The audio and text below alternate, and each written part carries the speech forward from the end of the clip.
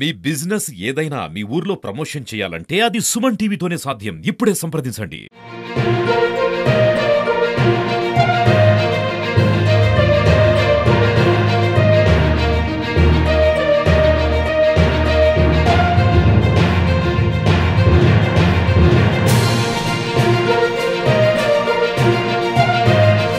Hi hello welcome to Suman TV. ఈ రోజైతే శ్రీకాకుళంలో మండు టెండర్లో కూడాను ధర్నా చేస్తూ ఒక కార్పొరేట్ టీవీఎస్ బైక్ షోరూమ్ సంస్థ అయితే ఉద్యోగులు కానీ యాజమాన్యం కానీ ధర్నా చేయడం అయితే జరుగుతుంది. అసలు వీళ్ళు ధర్నా ఎందుకు చేస్తున్నారు, వీళ్ళకి వచ్చిన సమస్య ఏంటి, ఒక్కసారి తెలుసుకునే ప్రయత్నం చేద్దాం. నాతో పాటు రండి. ఏంటి సార్ ఇంతమంది ఇక్కడ ధర్నా ఎందుకు చేస్తున్నారు, ఏం జరిగింది? ఇది ధర్నా చేయడానికి కారణం ఏంటంటే ధర్మన అంటే మా అందరికీ ప్రాణం అండి. ధర్మన సంస్థలో మేము గత 20 ఏళ్ళకి వీళ్ళందరూ ఉద్యోగాలు చేస్తున్నారు. మేము కూడా గత 15 ఏళ్ళుగా ఉద్యోగం చేస్తున్నాము. ఏంటంటే ఈరోజు ఈ ధర్మన సంస్థ ఇంత అభివృద్ధి పొందడానికి కారణం కార్మికులు, అలాగే మా యాజమాన్యం కూడా. సో ఇటువంటి సంస్థలో దాదాపు 300 మంది ఉద్యోగస్తులు ఉన్నారు. ఇటువంటి సంస్థకి 300 మంది 3 జిల్లాల్లో కలిపి ఉండి ఆ 300 మంది మీద దాదాపు 2000 పైన మనుషులు ఆధారపడి ఈరోజు అన్నం తింటున్నారంటే దానికి ధర్మన సంస్థకి మేము ఎంతో రుణపడి ఉంటాము. అటువంటి ధర్మన సంస్థకి ఈరోజు రాజకీయ ఒత్తిళ్ల కారణంగా ప్రభుత్వ అధికారులు దీనికి ట్రేడ్ లైసెన్స్ అంటే చిన్న పన్ను ఏదో కట్టలేదని చెప్పేసి వచ్చి పని వేళలు ముగిసిన తర్వాత రాత్రి 6:30-7 గంటల ప్రాంతంలో అధికారులు వచ్చి దీనికి నోటీస్ ఇచ్చి 24 గంటల్లో మీరు ఆ పన్ను కట్టకపోతే షోరూమ్ సీజ్ చేస్తామని చెప్పేసి చెప్పారండి. అది మరుసటి రోజు సెలవు. ఆ మరుసటి రోజు సెలవు, ఉగాది, రంజాన్. ఇటువంటి పరిస్థితుల్లో సాయంత్రం 7:30కు వచ్చి నోటీస్ ఇచ్చి ఇప్పుడు కట్టకపోతే అని చెప్పేసి మమ్మల్ని బ్లాక్మెయిల్ బెదిరించడం జరిగింది. వెంటనే మా యాజమాన్యం ఆన్లైన్లో దానికి వెంటనే ఫీజు కట్టేశాము. కట్టేసిన ఫీజు చలనా చూపించినప్పుడు వాళ్ళు ఏమన్నారంటే దీంట్లో కొన్ని సెక్షన్స్ మిస్ అయినాయని చెప్పి దాన్ని రిజెక్ట్ చేయడం జరిగింది. సాధారణంగా ఒక ప్రభుత్వ ఆఫీసులో, ఒక గవర్నమెంట్ ఆఫీస్కి ఒక మెమో, ఒక చలానా కానీ మనం ఒక అప్లికేషన్ కానీ ఇస్తే దాన్ని చూడడానికి నెల 15 రోజులు పట్టే ఈ రోజుల్లో మనం కట్టిన గంటకే దాన్ని చూసేసి రిజెక్ట్ చేశారంటే దాని మీద ఎంత రాజకీయ ఒత్తిళ్ళు ఉన్నాయనేది మనం చాలా అర్థం చేసుకోవాల్సిన విషయం ఉందండి. అంత చురుకుగా పనిచేస్తుంది రాజకీయ వ్యవస్థ ధర్మన మోటార్స్ మీద. ఈరోజు ఏంటంటే అండి ఆ పన్ను ఏదో సెక్షన్లు మిస్ అయినాయి అన్నారు. మళ్ళీ వెంటనే ఇంకొక 4,000 పెట్టి మళ్ళీ ఇంకొకటి మేము కట్టడం జరిగిందండి. దాన్ని కూడా వాళ్ళు రిజెక్ట్ చేశారు. దాన్ని ఎంత అండి పన్ను మొత్తం, ఎంత బకాయి? 9,000 రూపాయలు. బకాయి కాదండి, బకాయి కాదు. అంటే వ్యాపారం చేసుకోవడానికి ఆ పన్ను కట్టాలంట. సో యాక్చువల్గా అటువంటి పన్ను ఉన్నప్పుడు మున్సిపల్ అధికారులు ముందుగా మనకి నోటీస్ ఇవ్వాలండి. ఇప్పుడు వచ్చి నోటీస్ అనేది ఇవ్వలేదు. ఈ శ్రీకాకుళం పట్టణంలో దాదాపు 40,000 మంది వ్యాపారాలు చేస్తున్నారు. 40,000 మందికి 40,000 వ్యాపార సంస్థలకు కూడా ఇలాగే 24 గంటలు వెళ్ళి సీజ్ చేస్తామని చెప్పి సీజ్ చేశారా? మేము మిగతా వాళ్ళని కూడా అడిగాము. ఎవరికి ఎటువంటి లైసెన్సులు కానీ అటువంటి పన్నులు కానీ ఎవరి దగ్గర కట్టించుకోలేదు. కేవలం ధర్మనాకు వచ్చేసరికి ఇవన్నీ గుర్తొచ్చేయండి. మేము గత 30 ఏళ్ళుగా ఈ ధర్మనా సంస్థ ఉన్నది. ఏ రోజు ఎటువంటి ప్రాబ్లం రాలేదు. కస్టమర్లకు ఎన్నో సేవలు అందిస్తూ కస్టమర్ల దగ్గర మనల్ని పొందుతూ ఈరోజు ఈ సంస్థ ఇంతగా ఎదిగిందానికి కారణం ధర్మ యొక్క కృషి, పట్టుదల ఇవన్నీ కూడా. ఏ రోజు కూడా రాజకీయాల్లోని మా ధర్మనా సంస్థ వేలు పెట్టలేదు, రాజకీయాలకి సంబంధం లేదు. అటువంటి ధర్మనా సంస్థకి ఈరోజు రాజకీయాలు ఆపాదించి రాజకీయ దాడులు చేసి ఈ విధంగా అధికారులు మా మీద పంపించినటువంటి రాజకీయ నాయకులు మరి ఎవరో తెలియదండి. మేము మున్సిపల్ అధికారులని అందరినీ కూడా అడిగితే మా మీద రాజకీయ ఒత్తిళ్లు చాలా ఉన్నాయండి, అందువల్ల మేము చేయాల్సి వస్తుంది అని చెప్పేసి క్లియర్గా చెప్పారు. మా ధర్మన సంస్థ మా దగ్గర పనిచేస్తున్న 300 మంది కూడా ఈరోజు రోడ్డును పడడానికి కారణం కేవలం రాజకీయ ఒత్తిళ్ళే. మేము చెప్తున్నామండి, ఇవి ఏమన్నా ముందుకు వెళ్ళిన పక్షంలో ఈ 300 మంది కూడా మూకుమూడిగా చేసుకోవడానికి కూడా సిద్ధంగా ఉన్నారండి. వాళ్ళు మార్నింగ్ కూడా అందుకని ఇప్పుడు ఈ టెంట్లో వేసి ఇక్కడ కూర్చోవడం జరిగింది. ఇంకోటి ఏంటంటే సార్, మేము ఇంత పెద్ద బిల్డింగ్లు కట్టి ఇన్ని వ్యాపారాలు చేసి ఇంతమందికి ఉపాధి కల్పిస్తున్నాం. ఇది ఒక విధంగా మేము గవర్నమెంట్ చేసిన పని మేము చేస్తున్నాం. అటువంటిది ఒక 9,000 రూపాయల ఫీజు మేము కట్టలేమండి. ఒక 9,000 రూపాయల ఫీజు కట్టడానికి మాకు అవదా?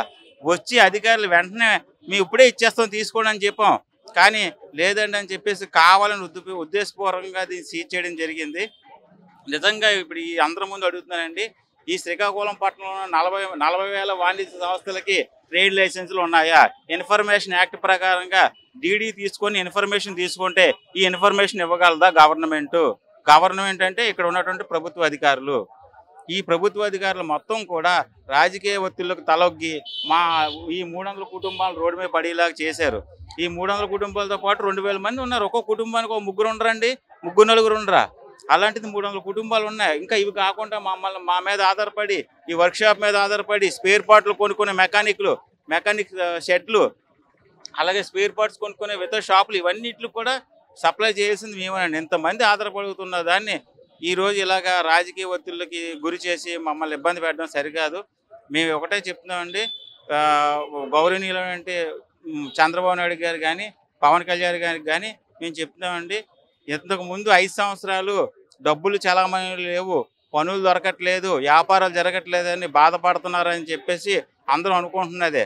కానీ చంద్రబాబు నాయుడు గారు వస్తే ఈ వ్యాపారాలు బాగుంటాయి, ఉద్యోగాలు ఉంటాయి, పనులు దొరుకుతాయి, ఇసుక దొరుకుతుంది, అందరూ భవన నిర్మాణ కార్మికులు కానీ ఇంకా స్వచ్ఛంద సంస్థలు కానీ స్వచ్ఛందంగా చిన్న చిన్న వ్యాపారాలు చేసుకునే అందరూ కూడా బాగుంటారనే ఉద్దేశంతోనే మనం ఈ కూటమి ప్రభుత్వాన్ని అందరం కూడా ఓట్లేసి గెలిపించుకున్నామండి.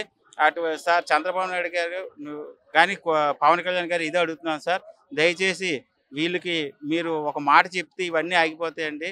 మీరు దీని మీద యాక్షన్ తీసుకోండి సార్, కమిటీ వేయండి. కావాలంటే మేము ఎవరైనా ఏ రోజైనా మీ రాజకీయాలు ఉన్నాయేమో ఒకసారి కమిటీ వేసి మీరు కావాలంటే అబ్జర్వ్ చేయించండి. మేము ఎప్పుడు కూడా రాజకీయాల్లో లేము, మేము ఓన్లీ ప్రజాసేవలో మాత్రమే. ప్రజాసేవ అంటే ఊరికనే బయట ప్రజలకు కాదండి, మా దగ్గర ఉద్యోగాలు కల్పిస్తూ ఉద్యోగాల ద్వారా మేము సేవ చేస్తున్నాము.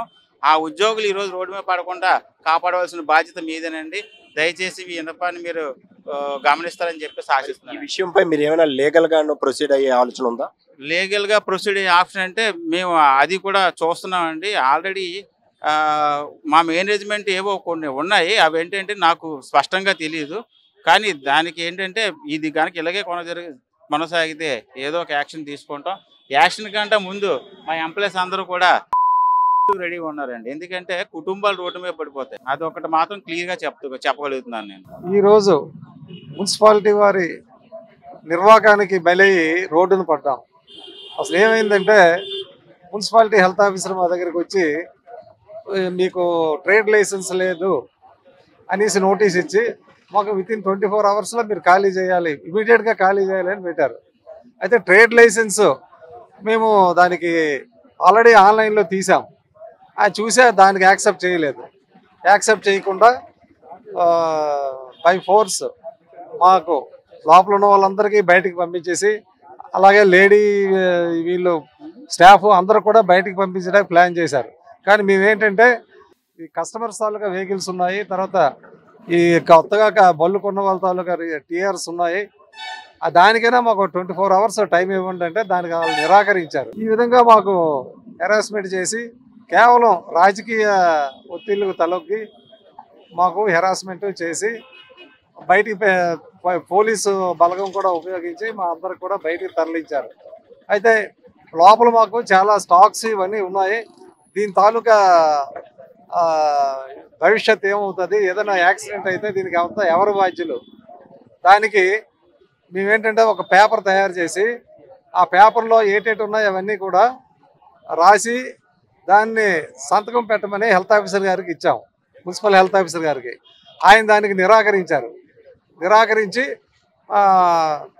పోలీస్ ఫోర్స్తో మొత్తం అందరినీ కూడా బయటికి దౌర్జన్యంగా తరలించేశారు. దీని తాలూకా పేపర్స్ అన్నీ కూడా ఉన్నాయి మా దగ్గర. ఫార్మ్ 17 అని ఇచ్చారు, అవన్నీ చూపించినా కూడా ఇది మీకు చెల్లదు అనేసి వాళ్ళు పెట్టారు. కేవలం నోటీసు ఒక్క ట్రేడ్ లైసెన్స్ లేదనే ఇచ్చారా? ఒక ట్రేడ్ లైసెన్స్ మిషపెట్టి ఆ పేపర్స్ చూపించాం. పేపర్స్ చూపిస్తే దానిలోనే ఈ బిల్డింగ్ తాలూకా లైసెన్స్ అప్రూవల్ కూడా ఉంది. అయితే ఇది ఆన్లైన్లోంచి వచ్చింది కాబట్టి ఇది చెల్లదని పెట్టారు. జనరల్గా ఇప్పుడు అంతా కూడా ఆన్లైన్లోనే వస్తున్నాయి, అది పని చేయదని పెట్టారు. సడన్గా మాకు షోరూమ్కి సీజ్ చేస్తారండి. నిన్న ఈవినింగ్ వరకు మేము డ్యూటీ చేసాము. సడన్గా మున్సిపల్ కమిషనర్ వాళ్ళందరూ వచ్చి సడన్గా సీజ్ చేయడం వల్ల మేము అందరూ భయాందోళనకు గురయ్యాము. ఎందుకు కారణమో మాకైతే తెలియదు. ఇప్పుడు మేము మార్నింగ్ డ్యూటీకి అందరూ మామూలుగా డ్యూటీకి వచ్చారు. సో సీట్ సైడ్ ఉండడం వల్ల ఇక్కడ ధర్నా చేస్తున్నాము. రాజకీయ కూటమి వల్ల ఇలాగ అంటే రాజకీయ ప్రాబ్లం వాళ్ళకి ఏం ప్రాబ్లం ఉన్నాయో మాకు తెలియదు. కానీ సడన్ గా షోరూమ్ సీజ్ చేయడం వల్ల కస్టమర్స్ ఇబ్బంది పడుతున్నారు. ఇక్కడ వర్కర్స్ కూడా మేము రోడ్డు మీద పడ్డాం సార్. మాకు కొంచెం అది హెల్ప్ చేయవలసిందిగా కోరుచున్నాము. మరి ఎంతమంది ఉంటారమ్మా ఇక్కడ వర్క్ చేస్తున్నారు? ఇక్కడ ప్రత్యేకంగా అయితే 250 మంది వర్కర్స్ పనిచేస్తున్నారు సార్. వాళ్ళ మీద ఆధారపడి 1000 మంది కుటుంబాలు ఉంటాయి. వాళ్ళందరికీ ఇప్పుడు సడన్ గా ఇది ఆపడం వల్ల వాళ్ళందరి కుటుంబాలు కూడా రోడ్డు మీద పడినట్లే కదా సార్.